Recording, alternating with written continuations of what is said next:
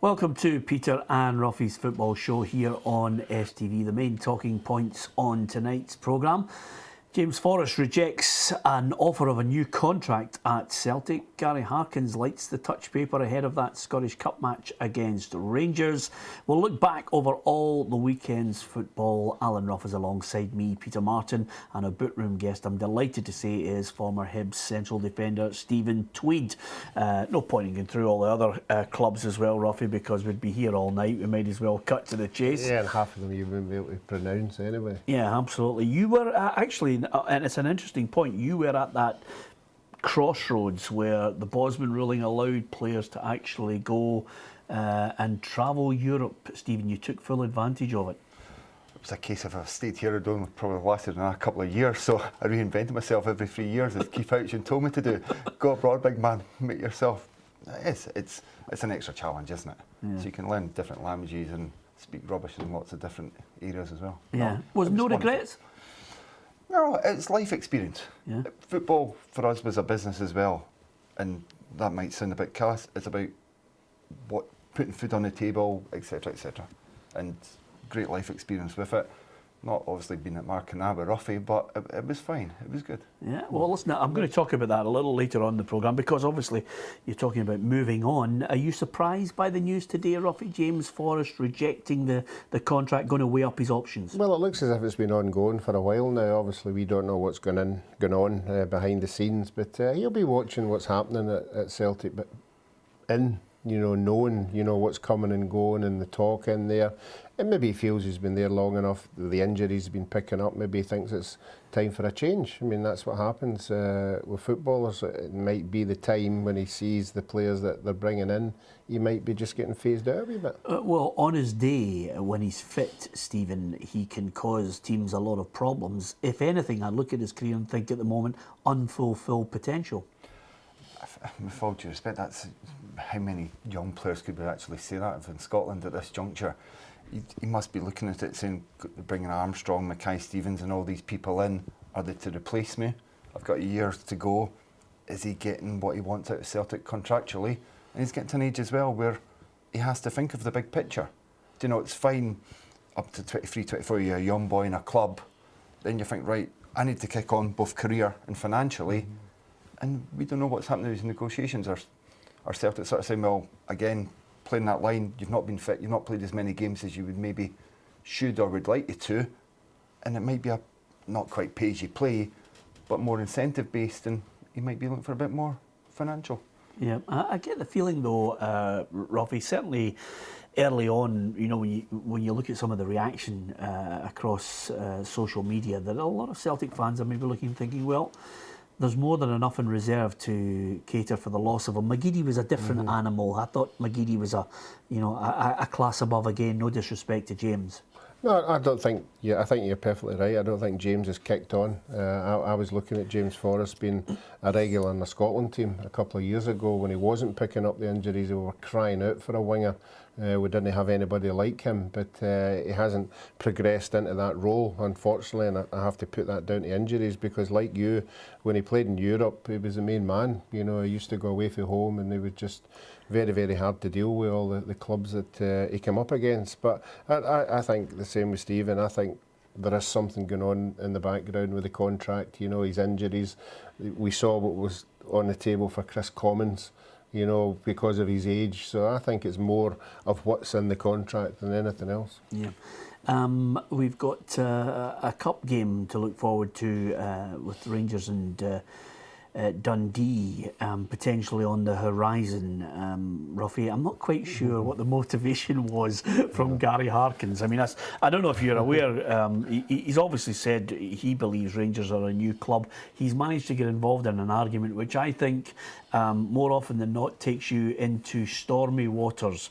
I did spot Gary Harkins out in Glasgow shopping, Ruffy. I don't know if you recognise him from this photograph, but obviously when he's out in Glasgow now, he's got a dress on, the hair's been combed back, because he doesn't want the Rangers fans to recognise him at this point. But he clearly feels as if it's the first time he's played Rangers. he's entered into what I call a cesspit of madness. Yeah, and we had Gary on the show, and I would like to think that he thinks it's a bit of banter. You know, I think it's a bit of a noise up, you know, get into the game. But if you're going to come out with that thing as a player, you have to handle it as well. And there's going to be a lot of backlash if he ever gets to Ibrox, you can be sure. I don't think I'd be going out for the warm-up. I'd just wait until the referee starts again. I mean, the thing is, he is the type of player, Stephen, that actually has got the ability to back up his bravado. Yeah, but on that occasion, he'll really have to step up to the mark, won't he? And would you want to put yourself in that position? I'm thinking I'm a bit like Ruffy. You know what? Sometimes sitting on the fence isn't a bad place to be. Yeah, absolutely. I mean, it's one of those topics that kind of can get you into a witness protection scheme. It's the only way I can sum up Gary's madness there. But anyway, apart from anything else, he will have to step up to the plate and produce a bit of form. Talking of the form of Rangers and Hibs, it's great to watch. The Championship has got everything. Hibs were asked a question yesterday, Stephen. They responded big time, and Rangers were able to respond later on. I know, whoever thought Kenny Miller would score a goal like that, come down with snow. Do you know, the old Scotland throw and the old crossover on that right in the top corner. But then Hibs as well, 7 changes from we were all at the game week past Tuesday there. Different team altogether. To have that, did we actually think Hibs had that strength and depth? And the young players have come to the fore, haven't they, as well? We were speaking earlier about Henderson, a couple of through passes. It's a challenge. And you can't take Falkirk out of that either. Falkirk had some great results this season. Obviously, Rangers a few weeks ago at Brockville, the penalty save late on, and they've just sort of stayed thereabouts. And in the end, it'll be the results against, like, say, Falkirk, and obviously against Hibs and Hearts, but might actually change that whole league. Yeah, might be the winners out. Picking up on that point that Stephen's making there, Ruffy. You look at Hibs' 7 changes against Alloa, albeit we expected them to win. But the guys who were on the park, obviously Henderson's through ball for the goal, Keating's pass as well was absolutely top drawer. Yeah, and that's what happens when you've got that size of pool, and you hope, given the chance, to let these guys come in, that they've got something to prove. And that's what it looked like. It looked like the Keatings who had come in, all looked as if they were trying to impress the manager, because they know there's a lot at stake. There's a cup games to play, there's a run-in. Everybody will be wanting to involve, and that's when you've got to impress. It's Ruffy just said, the whole thing is, the whole place, it's old adage, the place must be buzzing. You go into training, they've not lost at home all season. Everyone must want to be in that shirt and go out and say, right, we're at Easter Road. Let's go enjoy it. It must have been like Mourinho at Chelsea, in the old days. They turn up at Stamford Bridge and think, right, we're here. They need to beat us now. And they go on the pitch with that confidence straight away. It's almost a goal of a start, isn't it? Yeah, absolutely. And I'll tell you, you're absolutely right about the spirit there. But again, equally so, a similar situation at Rangers. And again, when we're looking at, we were asking the question about Rangers and suffering the loss of Waghorn, Ruffy. Suddenly, the old stager Kenny Miller comes up with his 100th league goal in Scotland. Yeah, and I watched it a couple of times, and I don't know if you agree that when he hit it, he was just about to walk away because he thought it was going over the bar. He thought it was going over the bar as well, and it wasn't.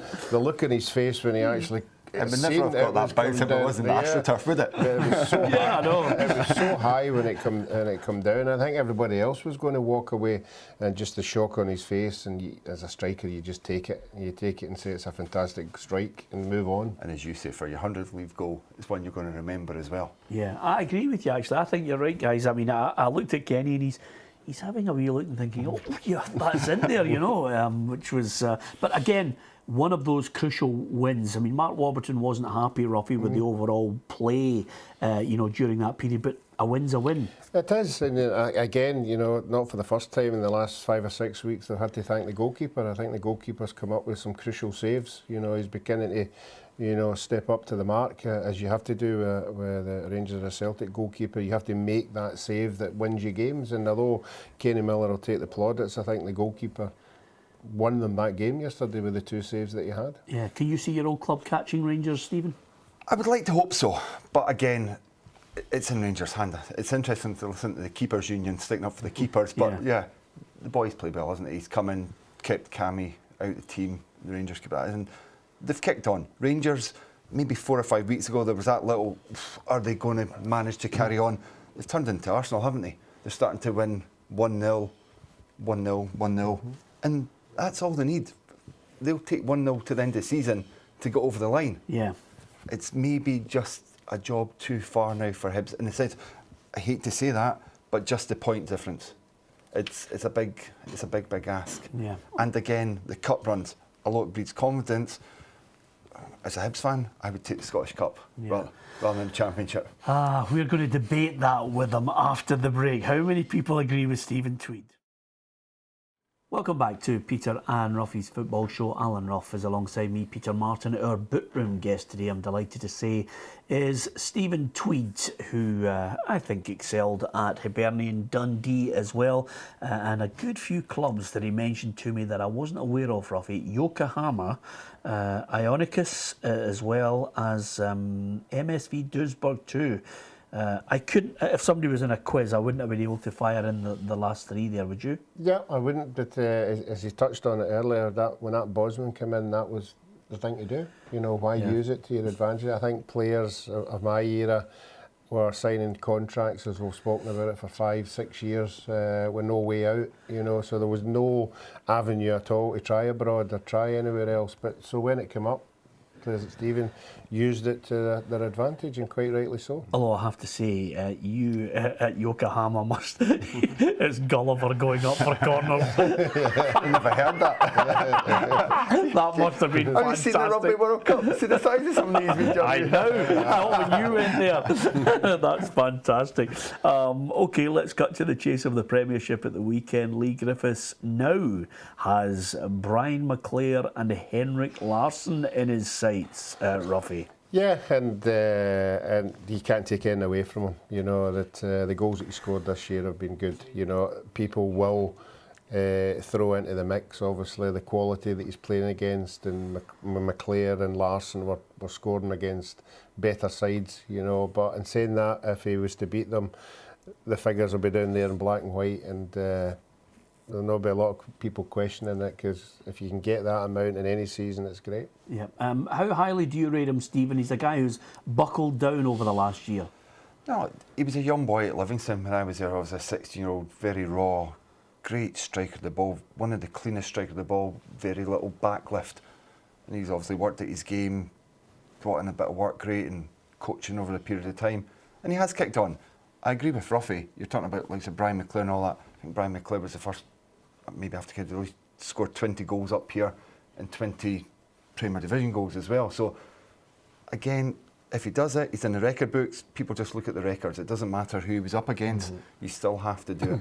Yeah. I mean, the other big problem, I think, Celtic still maintain their advantage over Aberdeen, Ruffy, but the stand did not look very busy.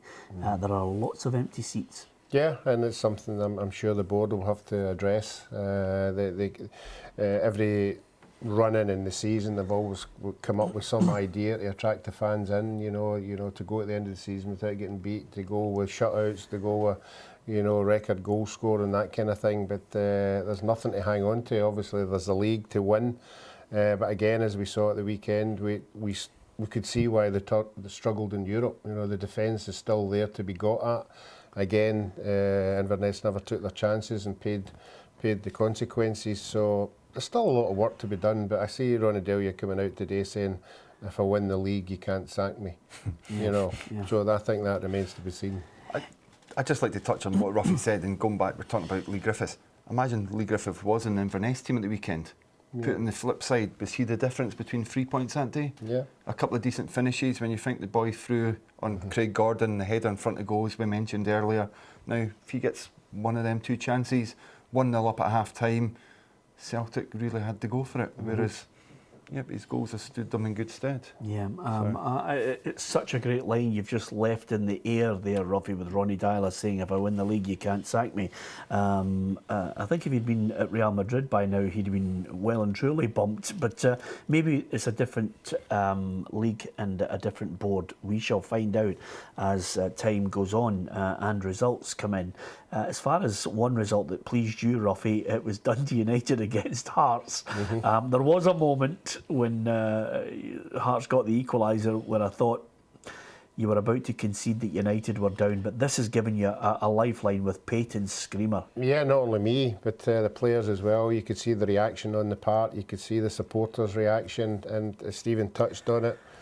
It's all about the dressing room that's walking into training on Monday. That pressure, obviously it's still there, but a huge bit of it's been lifted, and they really will believe that with the game in hand, they can draw somebody back in there. But it's just, you know, a small lifeline that they've got because they need to start winning. But as you said, I was more than pleased that they won. Yeah, here we'll have a quick look at the results from the Premiership at the weekend, as well as Dundee United's 2-1 win over Hearts. Kilmarnock and Dundee couldn't get a breakthrough there. Ross County with a 2-1 win over Hamilton.